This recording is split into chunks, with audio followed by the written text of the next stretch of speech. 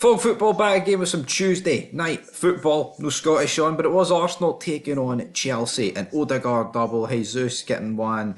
And then Madike, I don't know how you pronounce his name, but he has signed for Celtic in my football manager and destroying me left, right, and centre. So that's where I know him from. But he got a goal. But in terms of this match, Arsenal needed to win, of course, to move back top of the Premier League.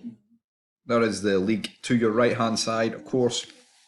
Manchester City do sit in a very, very tasty position there.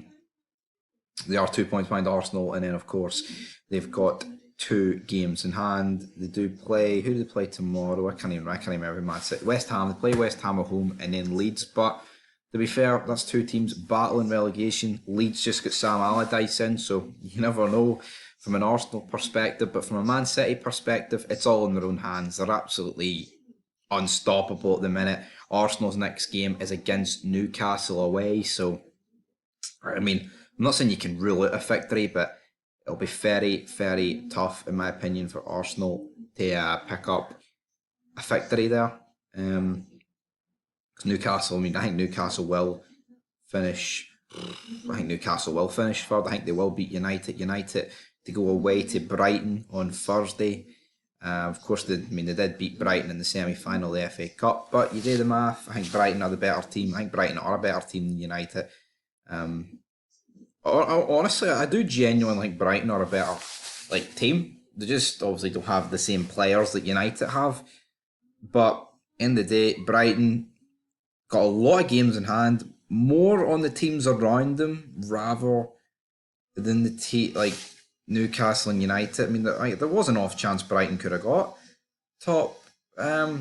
Well, put it this way, I mean, if they win their 3 games in hand over the likes of Tottenham and Villa, that moves them on to 61 points. And tell you what, Brighton could still beat United, but they need to beat United on Thursday. But guys, into this game. After a shaky start for both of them, Arsenal just turned on the class. Great goal for Odegaard, in off the bar. Kepa tips it, but practically unsavable. And Xhaka found Odegaard for both goals, and pretty similar goals.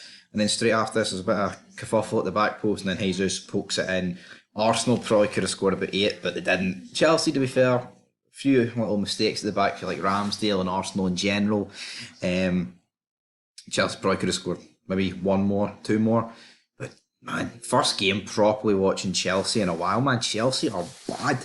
I knew they were bad, but fucking hell, they're awful. And let's actually look where they are in the league table, man. Chelsea sit 12th. They cannot buy a win at the minute. Honestly, they're just horrendous. They don't score. They actually have a better defensive record than Arsenal, which is quite hard to believe. But damn, I tell you what, they're lucky.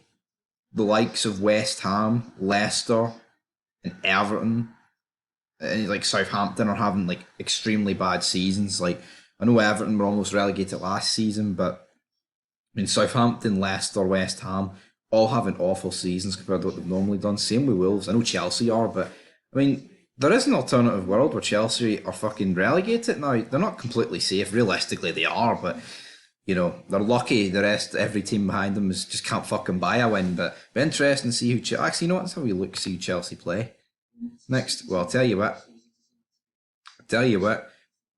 See if Bournemouth and Forest beat Chelsea, which, you know, it's a big if. Chelsea could be in the fucking mud. And look at their last 3 games this season. City, United. Fuck, Chelsea are going down. Chief. What?